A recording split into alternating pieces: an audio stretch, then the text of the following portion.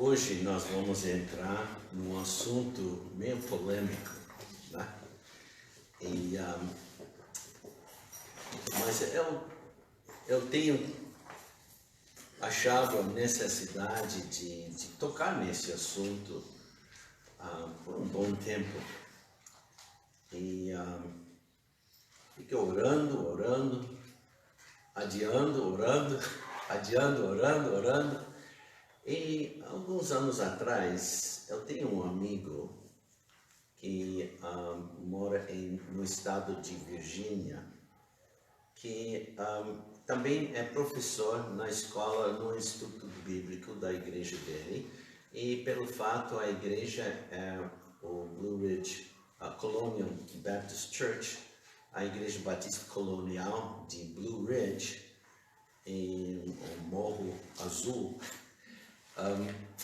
E foi esta igreja que veio um time para nos ajudar durante as Olimpíadas. E ele não veio, mas ele anos atrás escreveu um artigo, aliás, ele usou como esboço e para ensinar no Instituto Bíblico lá. E finalmente eu decidi entrar nesse assunto. Então gastei tempo traduzindo e adaptando. Então porque eu lembro quando segunda vez que eu encontrei ele, eu pensei, imagina, eu gosto da maneira que ele apresenta. Ele pensa como eu. E ele mandou esse para mim e eu decidi esse seria bem proveitoso. E agora, eu não sou calvinista. Vocês deveriam saber isso já faz tempo. Mas eu sempre hesitei porque não sabia exatamente como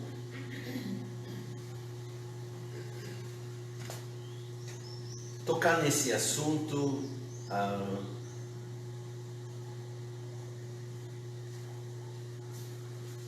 para explicar bem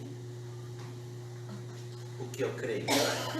Então, talvez vocês já tenham percebido no passado, ele não toca nesse assunto, mas eu acho que vocês perceberam já faz tempo a minha posição. Então hoje nós vamos tocar no assunto que eu vou chamar compreendendo nossa eleição. E com esse assunto, com esse tema, vamos lembrar que foi Deus que fez que a nossa salvação fosse possível. Vamos orar. Pai, obrigado mais uma vez pelo privilégio de estar aqui para abrir a Tua Palavra, ensinar a Tua Palavra. Pai, peço que nos dirija, dá-nos entendimento, que podemos compreender o que é a eleição, o que a eleição faz. Esteja comigo, Pai,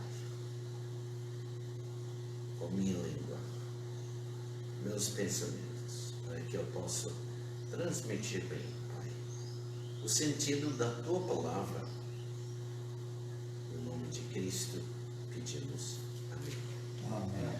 Somos pessoas que Deus criou para viver aqui nessa terra, tendo comunhão perfeita com Ele.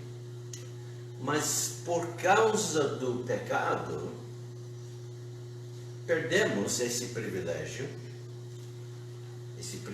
de comunhão com Ele, como também perdemos o acesso ao céu.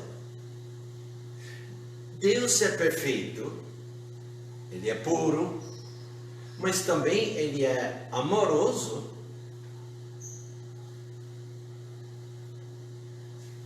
E por nós ser pecadores, Ele também demonstra como Ele é misericordioso misericordioso, mas também justo. O pecado tem que ser julgado. E não podemos nos purificar nem nos justificar. Deus quer que a comunhão que perdemos seja restabelecida para que possamos ter comunhão com Ele.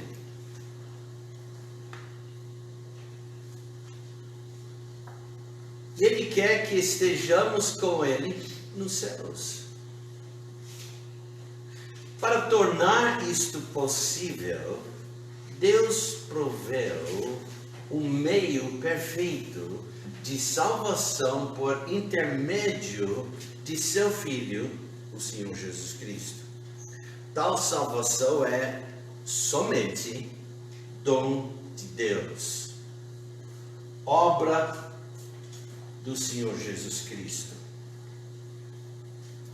O primeiro capítulo de Efésios enumera algumas ações que ele forneceu para nós, que nos dá acesso ao céu, dentro das quais encontramos algumas que o Pai fez para nós na eternidade passado. Então vamos abrir nossas Bíblias para Efésios.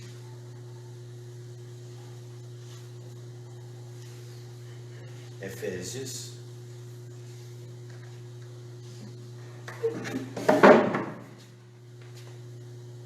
Acho que esse vai dar melhor. E nós vamos ler esse capítulo. Paulo, apóstolo de Jesus Cristo, pela vontade de Deus, e pelos santos que estão em pela vontade de Deus, aos santos que estão em Éfeso e fiéis em Cristo Jesus. Efésios capítulo 1, agora versículo 2. A vós graça e paz da parte de Deus nosso Pai e do Senhor Jesus Cristo.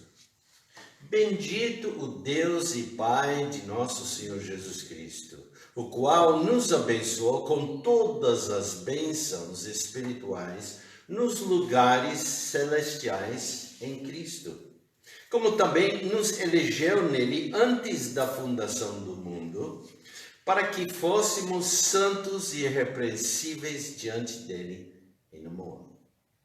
E nos predestinou para filhos de adoção por Jesus Cristo, para si mesmo, segundo o beneplácito de sua vontade, para louvor da glória de sua graça, pela qual nos fez agradáveis a si no amado, em quem temos a redenção pelo seu sangue, a remissão das ofensas segundo as riquezas da sua graça, que ele fez abundar para conosco em toda sabedoria e prudência, descobrindo-nos o mistério da sua vontade, segundo o seu beneplácito, que propusera em si mesmo, de tornar a congregar em Cristo todas as coisas na dispensação da plenitude dos tempos, tanto as que estão nos céus como as que estão na terra. Nele, digo, em quem também temos feitos herança, havendo sido predestinados, conforme o propósito daquele que faz todas as coisas, segundo o conselho da sua vontade, com o fim de sermos para louvor de sua glória, nós, os que primeiro esperamos em Cristo, em quem também vós estáis, depois que ouvistes a palavra da verdade, o evangelho da vossa salvação, e tendo nele também crido, fostes selados com o Espírito Santo da promessa, o qual é o penhor da nossa herança, para a redenção da possessão adquirida, para louvor da sua glória. Por isso, ouvindo eu também a fé que entre vós há no Senhor Jesus, e o vosso amor para com todos os santos, não cesso de dar graças a Deus por vós, lembrando-me de vós nas minhas orações, para que o Deus de nosso Senhor Jesus Cristo, o Pai da glória, vos dê em seu conhecimento o espírito de sabedoria e de revelação, tendo iluminado os olhos do vosso entendimento, para que saibais qual seja a esperança da sua vocação e quais as riquezas da glória da sua herança nos céus, nos santos, e qual a sobreexcelente grandeza do seu poder sobre nós, os que cremos, segundo a operação da força do seu poder, que manifestou em Cristo, ressuscitando dentre os mortos e pondo à sua direita nos céus, acima de todo principado e poder, e potestade, domínio, e de todo nome que se nomeia, não só neste século, mas também no vindouro. E sujeitou todas as coisas a seus pés, e sobre todas as coisas o constituiu como cabeça da igreja, que é o seu corpo, a plenitude daquele que cumpre tudo em todos. Muito bom. Somos criaturas sujeitos ao tempo. Isso nós temos que lembrar.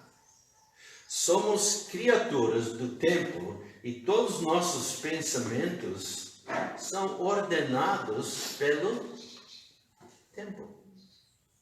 A Bíblia nos diz que os pensamentos de Deus são mais altos do que os nossos, sendo que Ele é infinito e nós somos finitos. Vamos para Isaías 55 agora. Isaías 55.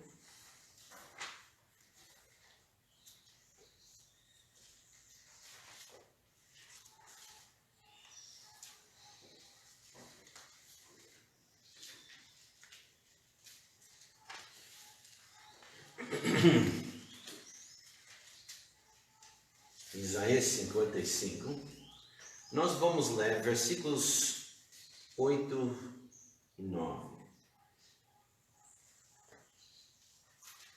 Nós lemos: porque os meus pensamentos não são os vossos pensamentos, nem os vossos caminhos os meus caminhos, diz o Senhor. Porque assim como os céus são mais altos do que a terra, assim são os meus caminhos mais altos do que os vossos caminhos, e os meus pensamentos mais altos do que os vossos pensamentos. Vamos pensar um pouco sobre esse contraste. É pena que Boaz não está aqui. Pensando desse pensamento. Assim como os céus são mais altos do que a terra. Quantos quilômetros? Depende do teto, né? Depende de onde nós paramos. Não, depende do teto. Não, mas aqui não é céu. Não é esse teto. Além desse teto. É aquele teto que eu estou me referindo. Exatamente. É infinito. Em comparação, essa terra, nossos pensamentos estão aqui. Não? Nossos caminhos sempre caminham nessa terra. Assim, eu posso pegar um avião e subir alguns quilômetros de altura, mas logo eu preciso voltar para a terra. E mesmo subindo é nada em comparação a Deus, os céus e os caminhos dele. Nós estamos limitados a esse planeta.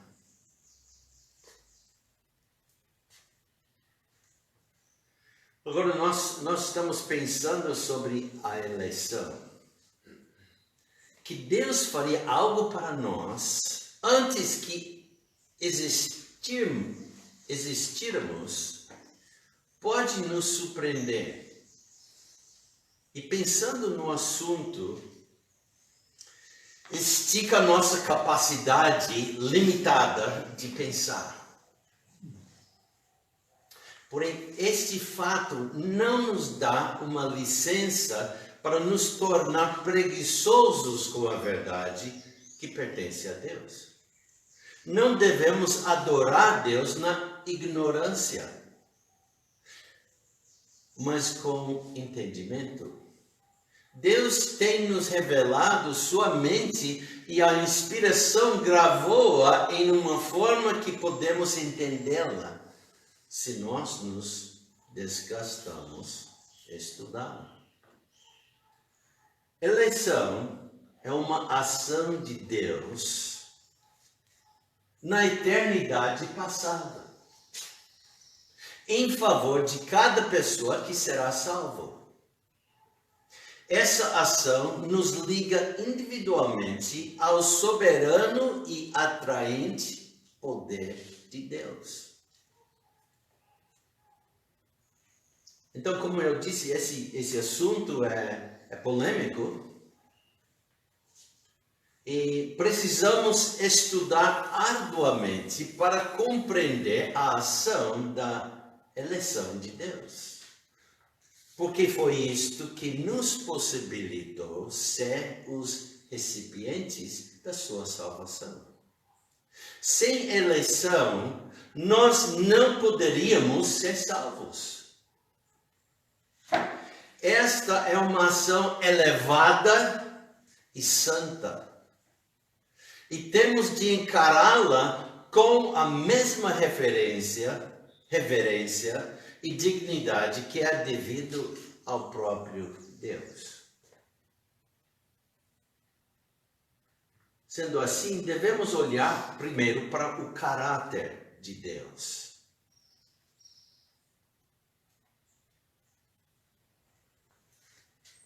Em outras palavras, eu já tenho dito que a discussão da eleição gera calor, né? Gera mais calor do que luz de vez em quando. Isso não tem que ser assim. Calor é gerado quando alguém abraça posições que são afrontas ao caráter reto de Deus. Então vamos para Salmo 119, Salmo 119, e veremos o que está dito aqui sobre o caráter de Deus. Salmo 119.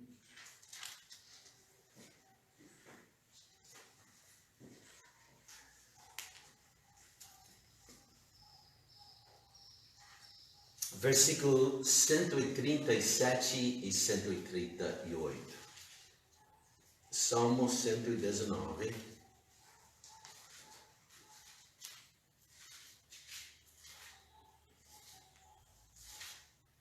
Salmo 119, versículos 137 a 138.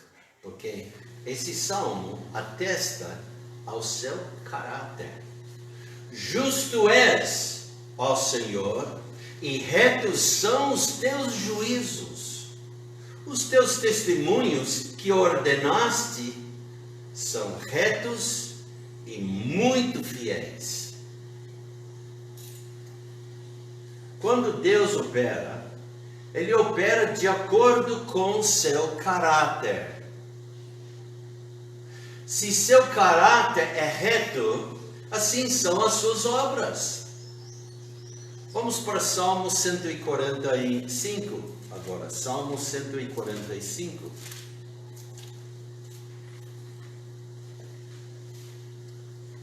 Versículo 17. Justo é o Senhor em todos os seus caminhos e santo em todas as suas obras. Esses versículos são importantíssimos para o nosso estudo. Que versículo? 17. Salmo 145, versículo 17, eu vou ler novamente. Justo é o Senhor em todos os seus caminhos, e santo em todas as suas obras. Agora, em relação ao caráter, justo significa reto, livre de culpa ou pecado. No tocante à conduta, reto significa moralmente correto, justo, justificável. A pessoa de Deus é totalmente justa e sem pecado.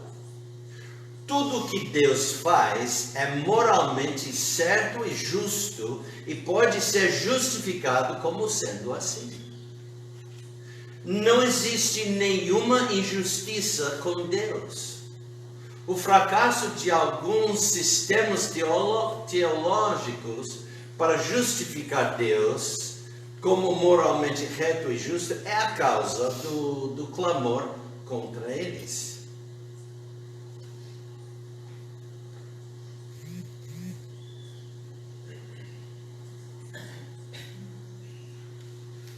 Podemos justificar Deus?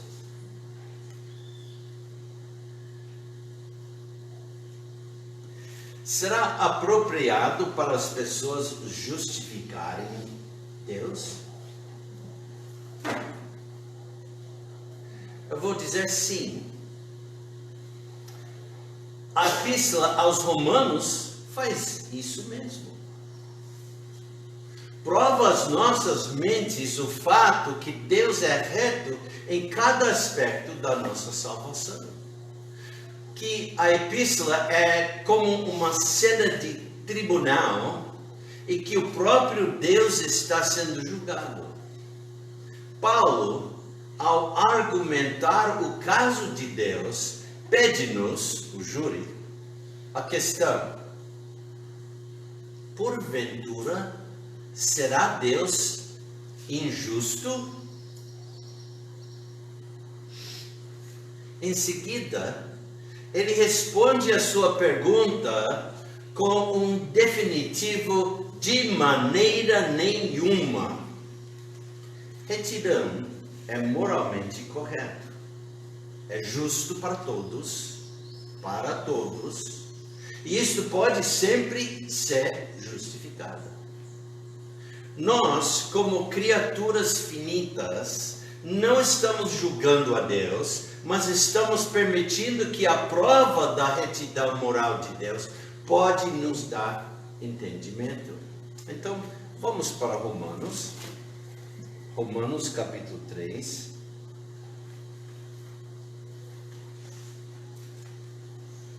Romanos capítulo 3.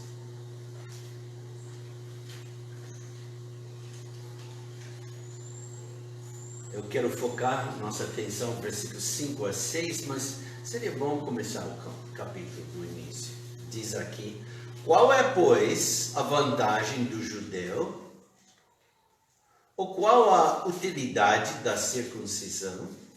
Muita, em toda maneira, porque primeiramente as palavras de Deus lhe foram confiadas. Pois que, se alguns foram incrédulos, a sua incredulidade aniquilará a fidelidade de Deus? De maneira nenhuma. Sempre seja Deus verdadeiro e todo homem mentiroso, como está escrito, para que sejas justificado em tuas palavras e venças quando fores julgado. Agora versículo 5. E se a nossa injustiça for causa da justiça de Deus, que diremos? Porventura será Deus injusto, trazendo ira sobre nós? Fala como homem. De maneira nenhuma. De outro modo, como julgará Deus o mundo? Quer dizer, ele é justo. fala de maneira justa, age de maneira sempre justa. Muitas pessoas sinceras e honestas têm tentado compreender a ação da eleição de Deus. Algumas delas nos trouxeram muita ajuda. Outros têm aquecido o debate pelas implicações que acusam Deus de pecado e de injustiça. E hoje de manhã quero ilustrar esse problema com uma história totalmente fictícia. A ilustração é acerca de um navio afundando. Suponho que há um navio de cruzeiro, o OMM Devasso. O que quer dizer Devasso? Que ou quem é libertino, licencioso. Então é bom entender, né, o nome desse navio. O OMM Devasso, que oferece cruzeiros que duram pelo menos 3 a 4 semanas, das Américas para o Oriente Médio e Mediterrâneo. OMM.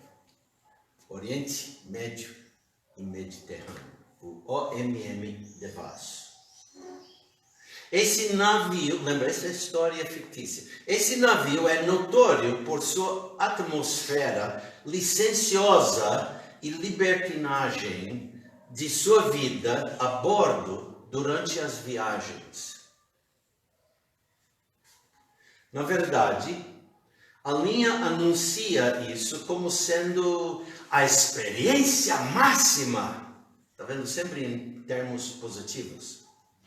Imagine em um cruzeiro, um grupo de passageiros bêbados que forçam a entrada na casa da máquina e lá causam uma explosão, produzindo um grande buraco no casco do navio, fazendo a água correr para dentro.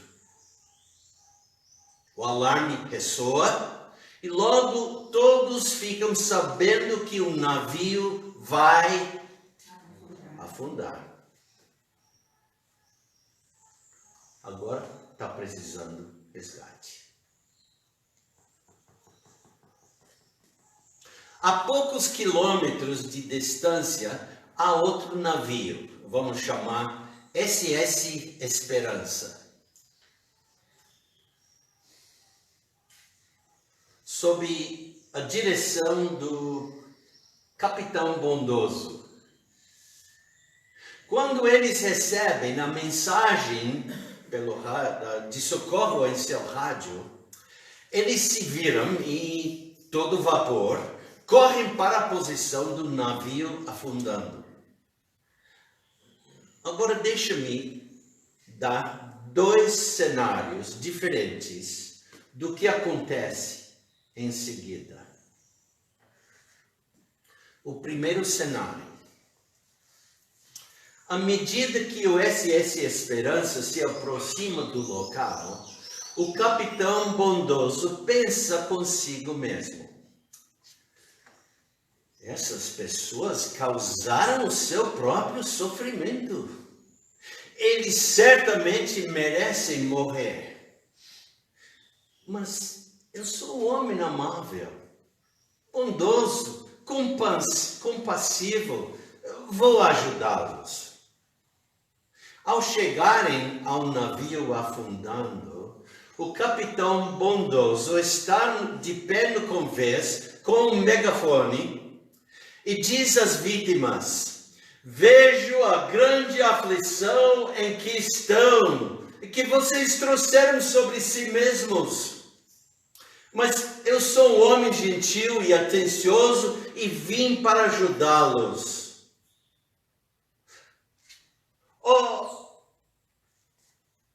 Ó Senhor, você que está na popa, e você, minha senhora, na proa, e você, meu jovem, a bom bordo. Nesta maneira, ele seleciona mais 30 pessoas, convidas para o seu bote salva-vidas, que o levaria à segurança. Depois de trazer essas 33 pessoas a bordo de seu navio, o capitão bondoso partiu e deixou os outros 5.000 pessoas perecerem.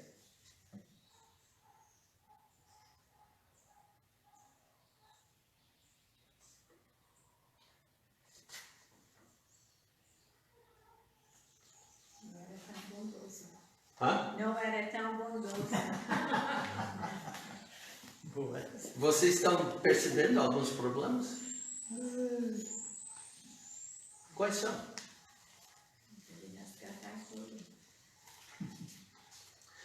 Então, deixa-me fazer uma pergunta. Quando as notícias do desastre espalham e as pessoas sabem de todos os detalhes, o que eles vão pensar dos esforços de salvação do capitão bondoso? Será que vão aplaudi-lo por sua bondade e compaixão? Será? Jeito nenhum. Todo mundo entrarão em um excesso de raiva porque não havia esperança de salvação para qualquer uma das vítimas, com exceção daquelas resgatadas pela SS Esperança. Esse navio poderia ter salvo todos eles, mas foi seletivo na sua tentativa. Foi seletivo na sua tentativa. Todos aqueles que ouvem isso condenarão o capitão bondoso. Por quê? Por quê? Agora é sua vez. Por quê?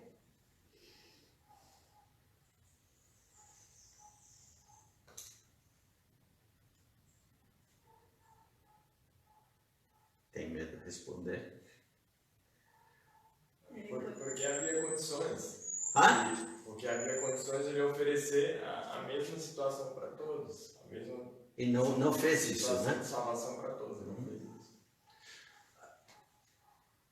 Todos aqueles que ouvem isso condenarão o capitão bondoso. Por quê? Porque suas ações não eram moralmente corretas. E o fato de que as vítimas causaram sua própria situação não diminui a culpa do capitão.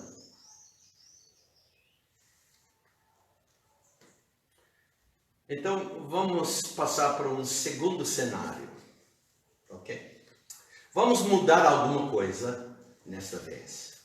À medida que o SS Esperança se aproxima do local, o capitão bondoso pensa novamente consigo assim: estas pessoas causaram o seu próprio sofrimento. Eles certamente merecem morrer. Mas sou um homem amável, bondoso, compassível. Vou ajudá-los. Ao chegarem ao navio afundando, o capitão bondoso está de pé no convés, com um megafone, e diz às vítimas: vejo a grande aflição em que estão e que vocês trouxeram sobre si mesmos. Mas eu sou homem gentil e atencioso e vim para ajudá-los. Há muito espaço para todos vocês no meu navio. Todos os meus botes salva-vidas estão vindo para resgatá-los. Entrem agora neles e sejam salvos. Mas quando os salva-vidas aproximam o navio e as vítimas, muitas delas se recusam o socorro. Capitão bondoso vê isso e pede fervorosamente com eles, rogando: vem, entra nos botes.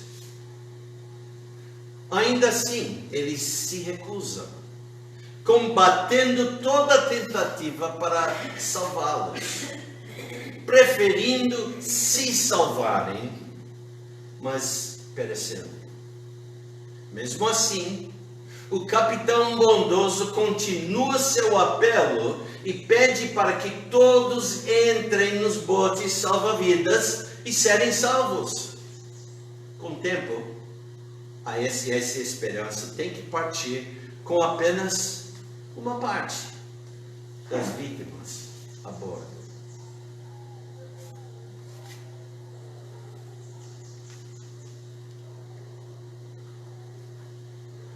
Agora, deixe-me perguntar a mesma pergunta. Quando as notícias do desastre espalham e os esforços da salvação quando as notícias do desastre espalham e as pessoas sabem todos os detalhes, o que eles vão pensar dos esforços de salvação do capitão bondoso? O que você acha? Era justo.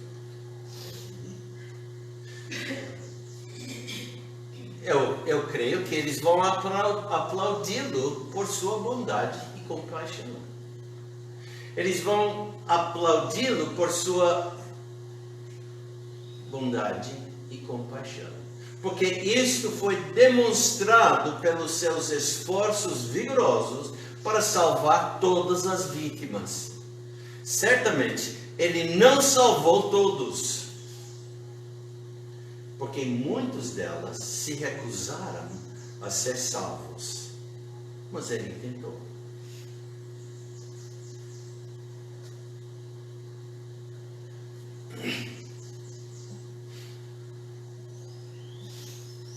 Nesta ilustração, as pessoas estavam em falta e mereciam morrer.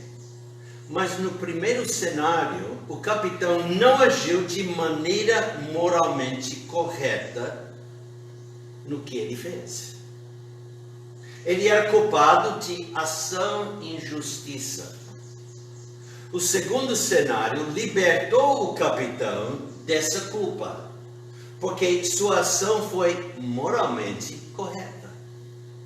A diferença nos dois cenários foi que no primeiro, o capitão decidiu quem que salvaria. E no segundo, as vítimas tomaram a decisão de recusar o resgate. Em ambos os casos, o capitão providenciou a salvação. Lembra, ninguém na história poderia salvar-se.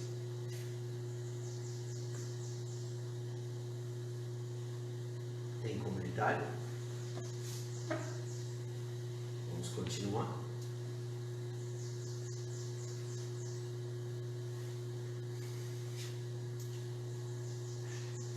É isso que está envolvido no debate sobre a teologia de Deus elegendo homens e mulheres para a salvação. Eleição é um debate, é um assunto que esquenta. Certamente todas as pessoas são justamente culpadas e condenadas. Todos nós. Desde Adão até a última pessoa a morrer ou nascer. Essa não é a questão.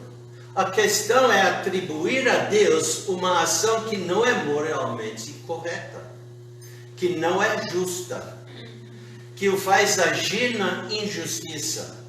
Isto não é aceitável, porque Deus não é injusto.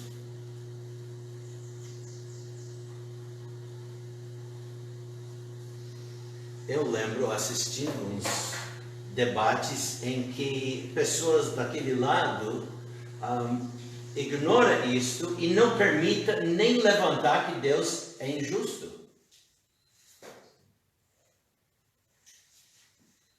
mas ele não é justo. Ele é sempre justo, mas não querem permitir que seja dito que, será que, na sua opinião, na sua teoria, que está permitindo injustiça a Deus?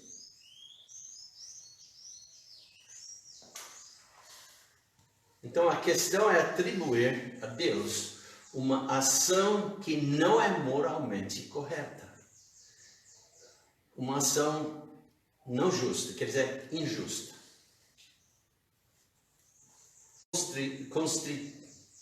Construídas por processos lógicos. A lógica refere-se a pensamentos ordenados. Se o nosso sistema contém erro, o remédio não é dispensar com a lógica ou ignorar o problema. O remédio é corrigir os dados que usa a lógica.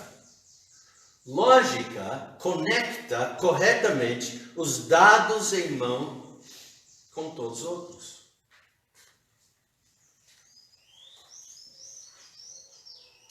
A maioria dos erros teológicos são causados pela construção sobre dados seletivos. Eles estão justamente criticados quando confrontados com os dados bíblicos que foram deixados de fora no processo lógico. Pensando de maneira responsável, adiciona os dados negligenciados ao processo. Irresponsabilidade repreende a própria lógica e aceita um sistema construído de informações parciais, incompletas. Se usarmos todos os dados bíblicos e os conectarmos adequadamente, devemos ser capazes de chegar a um corpo aceitável de verdade, um que está de acordo satisfatoriamente com as personagens de ambos, Deus e as pessoas. Se pudermos fazer isto, podemos conciliar ações soberanas de Deus na eternidade passada com a ação da vontade de uma pessoa nesse dia, nossos dias. Então, vamos ver a ação de Deus em eleição. Tendo isto em mente, tudo que temos visto ou tocado, eu quero abordar a ação de Deus na eleição. Paulo se refere à eleição de Deus em Romanos capítulo 11. Romanos capítulo 11, versículo 5, nós lemos: assim, pois, também agora neste tempo ficou um remanescente segundo a eleição da graça. Segundo a eleição de quê? Da graça. Da graça. Pedro dirigiu sua primeira epístola aos eleitos segundo a presciência de Deus Pai. Vamos para 1 Pedro. 1 Pedro, capítulo 1.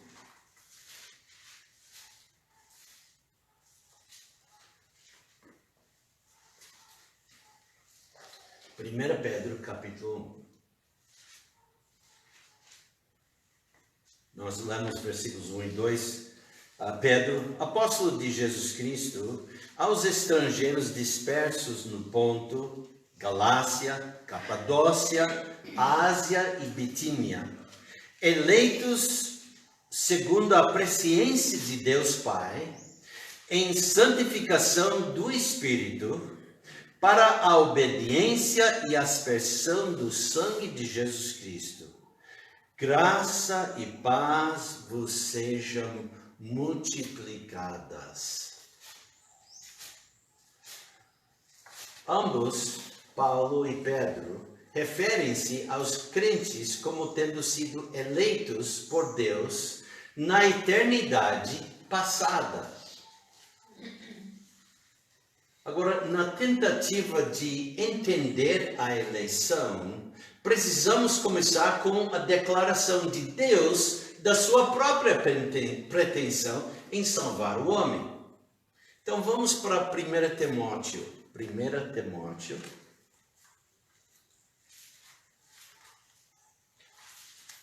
Capítulo 2. 1 Timóteo, capítulo 2.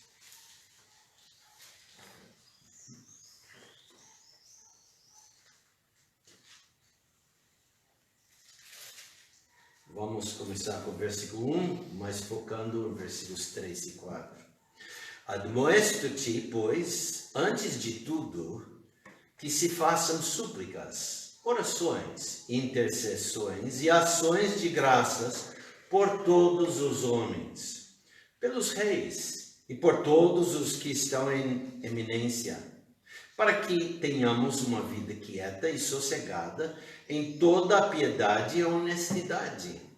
Porque isto é bom e agradável diante de Deus nosso Senhor,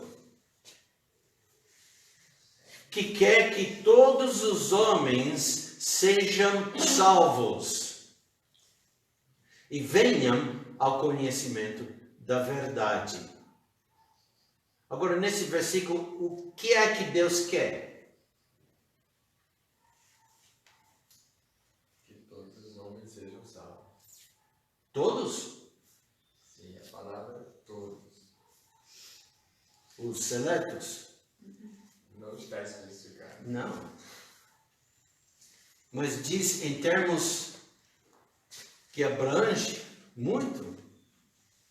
Que quer que todos os homens sejam salvos e venham ao conhecimento da verdade. Todas as pessoas são, por natureza, perdidos no pecado. Todos. Mas a vontade de Deus é que todos eles sejam salvos. Esta é uma declaração significativa. Nós lemos em capítulo 1 de Efésios, versículo 11, nós lemos: faz todas as coisas segundo o conselho da sua vontade. Como as pessoas não podem se salvar, eles são dependentes em Deus para prover a salvação para eles. Certamente Deus iria desenhar um processo de salvação que permitiria que sua vontade seja cumprida. Então, quando nós nos desgastamos para entender, precisamos ter cuidado.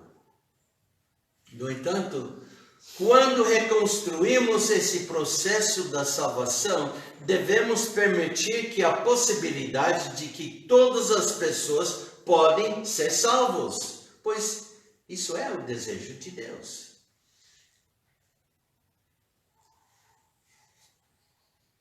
Então chegamos a um outro ponto no debate. Alguém deve escolher. Alguém deve escolher.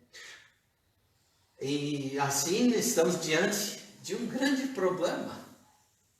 Nem todas as pessoas são salvas. Algo bloqueia o processo que traz a salvação. Obviamente, alguém deve fazer uma escolha. Alguém deve dizer sim ou não para esta salvação. Essa escolha determina se a cada pessoa será salva. Mas essa escolha é feita pelo homem ou por Deus?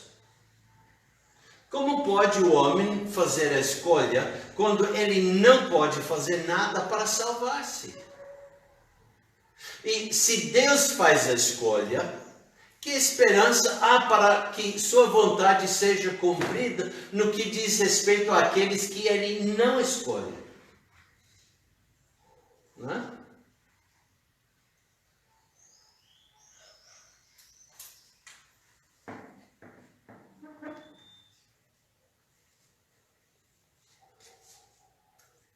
Além disso, há uma bagagem que acompanha junto com a tribulação desta escolha. Quem faz a escolha também tem a responsabilidade moral de suas consequências, como os dois cenários em nossa ilustração. Todas as pessoas estão desesperadamente perdidos e condenados ao castigo eterno no inferno. A única esperança de resgate que alguém tem é que se ele pode receber a salvação de Deus. Se este for negado a ele, a pessoa que faz a escolha comete uma grande ofensa moral.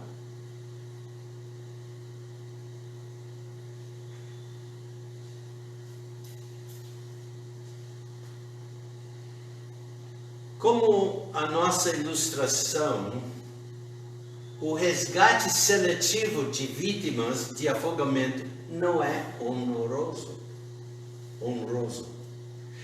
Ele carrega o socorrista com injustiça. Ele não pode ser justificado por provar que as vítimas estavam em falta e merecem morrer. Condenação não é a questão aqui, mas sim a resgate, a redenção. Quando Deus é acusado de resgate seletivo, clamamos contra todo aquilo que representa, pois é contrário a tudo que as Escrituras dizem sobre o seu caráter.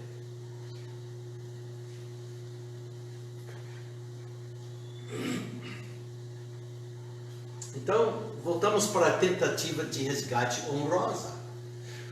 Quão abrangente é a tentativa do resgate de Deus? Todas as pessoas são irremediavelmente perdidas no pecado. Não são para todas elas oferecida igualmente a salvação? Como é que a salvação de Deus vem para as pessoas que tão desesperadamente precisam?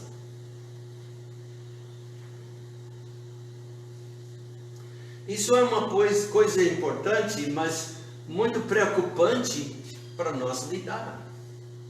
A soberania de Deus e a vontade do homem são ambos envolvidos e acrescentam ao problema na nossa busca. Onde traçar as linhas entre elas? Até que ponto pode cada um ir para o processo na salvação do homem? Podemos encontrar ajuda examinando algumas outras coisas e pedindo várias perguntas. Por exemplo, vamos pensar do Evangelho. O que quer dizer Evangelho? Boas novas. Precisamos considerar o próprio Evangelho quando tocamos nesse assunto. Como o homem experimenta, a salvação começa com a proclamação do quê?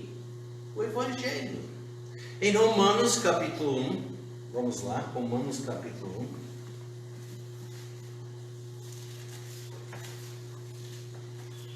Romanos capítulo 1. Nós lemos versículo 16. Romanos 1, 16. Romanos 1,16 diz: porque não me envergonho do Evangelho de Cristo, pois é o poder de Deus para a salvação de todo aquele que crê. O Evangelho é o próprio reservatório de poder salvífico de Deus. Este poder não reside na eleição. Deixa eu repetir. O Evangelho é o próprio reservatório de poder salvífico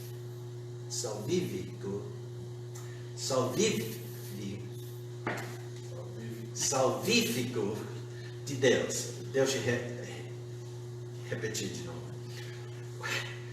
O Evangelho é o próprio reservatório de poder salvífico de Deus. Este poder não reside na eleição. Tem pessoas que colocam isso na eleição. Onde estão os eleitos encontrados?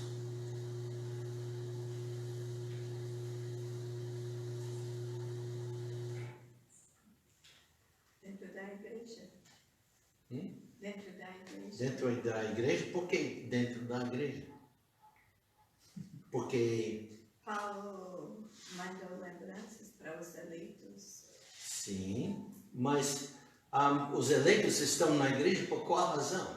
É como resultado. Resultado do Evangelho.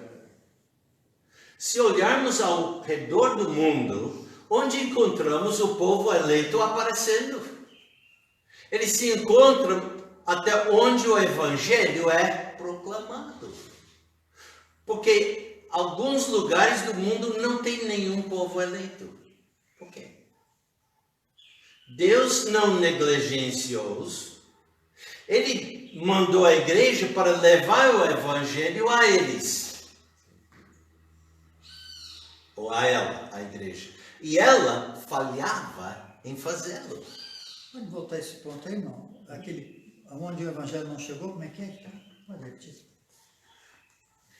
Se olharmos ao redor do mundo, onde encontramos o povo eleito aparecendo? Eles se encontram até onde o Evangelho é proclamado. Porque alguns lugares do mundo não tem nenhum povo eleito. Deus não negligenciou-os. Ele disse à igreja para levar o Evangelho a eles. E ela falhava em fazer, obedecer. Respondi a sua pergunta? Ou não, voltar só, mais para trás? Não era a pergunta, eu só queria ouvir de novo para saber se era realmente aquilo. Mas a irmã está dizendo, falhava ou falhou? O Evangelho falhou ou Israel falhava? As pessoas, a igreja falhou. Ah, tá.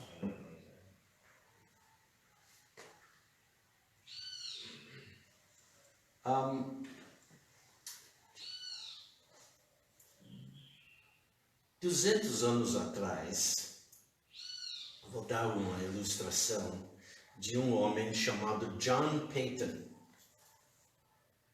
Em 1800, John Paton e vários colegas missionários foram enviados para as Ilhas Novas Híbridas.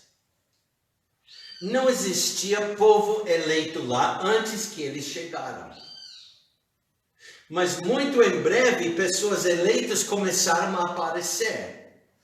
Por quê? Porque o Evangelho foi pregado a eles e alguns responderam ao Evangelho. O que teria acontecido se eles foram lá 100 anos mais cedo? Teria acontecido 100 anos mais cedo o quê? Pessoas se salvando, chegando a conhecer Cristo e aceitando. Os eleitos teriam mostrado até então, porque as pessoas são salvas quando o Evangelho é pregado a eles. Eleição é a proclamação do Evangelho. Se gastarmos tempo em exame aqui, veremos que o testemunho consistente da história da igreja é que a eleição está associada com a proclamação do Evangelho. Vamos para 1 aos Tessalonicenses. 1 aos Tessalonicenses.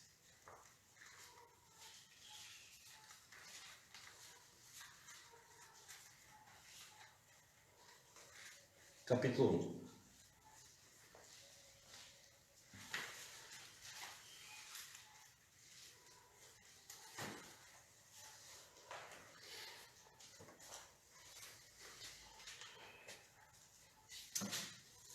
Paulo está escrevendo para a igreja em Tessalônica e nós queremos focar nossa atenção em versículos 4 e 5, mas novamente vamos começar com o versículo 1.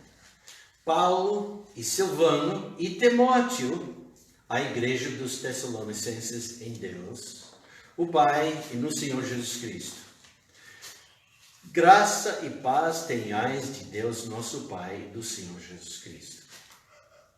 Sempre damos graças a Deus por vós todos, fazendo menção de vós em nossas orações, lembrando-nos sem cessar da obra da vossa fé, do trabalho do amor e da paciência e da esperança em nosso Senhor Jesus Cristo, diante de nosso Deus e Pai. Sabendo, amados irmãos, que a vossa eleição é de Deus, porque o nosso evangelho não foi a vós somente em palavras, mas também em poder, e no Espírito Santo, e em muita certeza, como bem sabeis quais fomos entre vós, por amor de vós. Então, tem duas coisas, dois assuntos que devemos tocar. Precedência contra presciência. Ou, em contraste, precedência e presciência.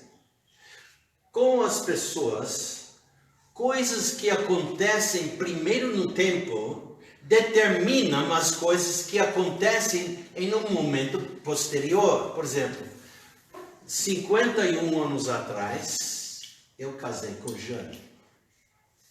51 anos passados, eu sou casado com ela.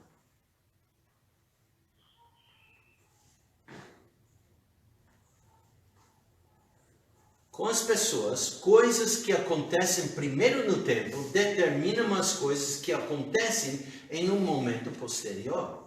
Chamamos isso de precedência. Precedência quer dizer situação do que vem antes, do que precede, a precessão, condição do que, por importância, deve estar em primeiro lugar. Nós estamos celebrando 51 anos de aniversário hoje. Por quê? Por causa de uma ação feita 51 anos atrás. Mas Deus tem presciência.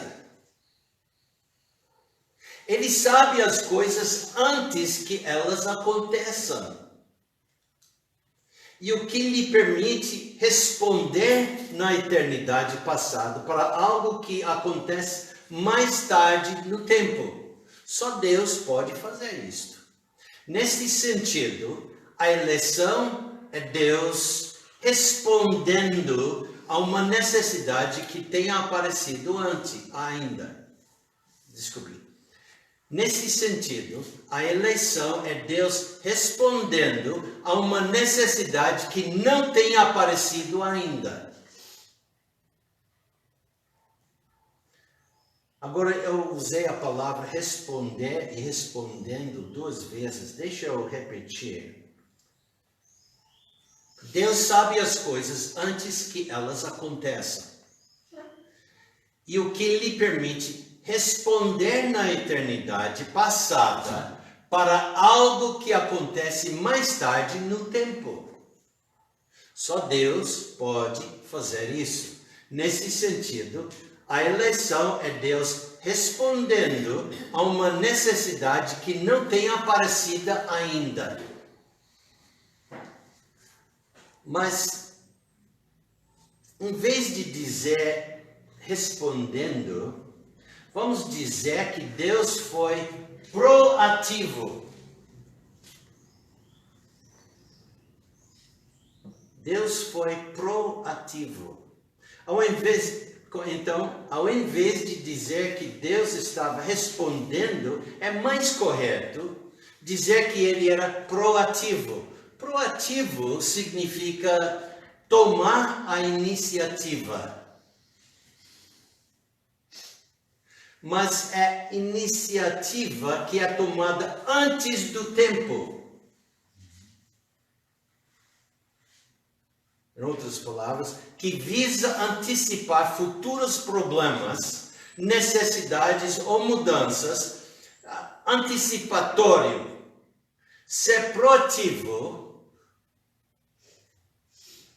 o fornecimento da necessidade deve estar no local antes de surgir a necessidade. Entendeu o que estou dizendo? Ser proativo, o fornecimento da necessidade deve estar no local provido antes de surgir a necessidade. Proativo. A pessoa, por exemplo, constrói um programa de computador e antecipa que seus usuários podem ter problemas de funcionamento. Então, ele fornece um tutorial com o programa para ajudar o usuário. Eu lembro quando adquiri o primeiro computador e alguém me deu o programa WordPerfect. Isso era no tempo do DOS, né? E junto com esses disquetes, porque veio vários disquetes naquele tempo, né? Memória e tudo, armazenamento de dados foi mais difícil do que hoje, mas veio junto um livro dessa grossura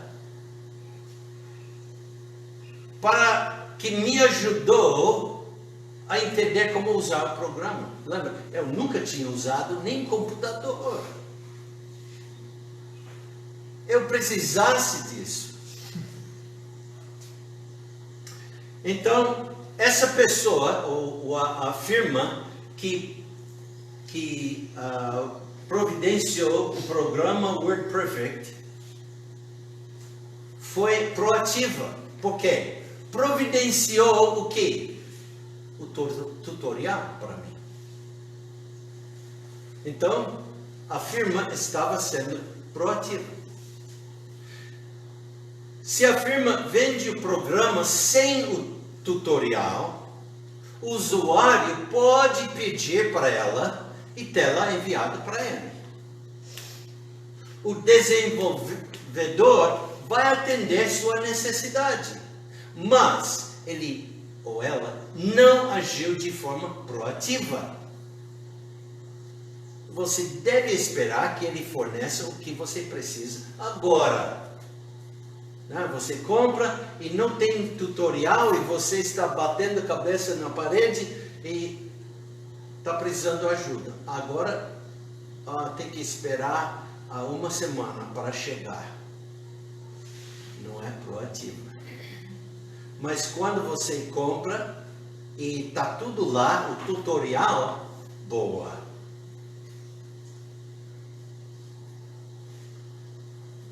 Então, vamos voltar à salvação e ativando salvação. Desde a eternidade passada, Deus preveu a necessidade de o homem ser salvo. Ou, em outras palavras, que Deus sabia de antemão da necessidade do homem ser salvo. Estamos falando do conhecimento que Deus tem de tudo o que acontecerá, mesmo dos atos livres. Desde a eternidade passada, Deus preveu a necessidade do homem ser salvo. Ele sabia de antemão da necessidade do homem ser salvo, e ele fez algo sobre isso de antemão. A eleição de indivíduos por Deus foi uma obra proativa de Deus, que forneceu o que precisamos para ser salvos, antes que existirmos. O que a eleição faz? O que é que a eleição faz? Ativa o processo de salvamento em nome da pessoa eleita. E vamos aqui parar. E semana que vem vamos pegar o assunto e vamos ver o Espírito de Deus, como o Espírito de Deus assista o anúncio do Evangelho, e vamos continuar no assunto. Ok?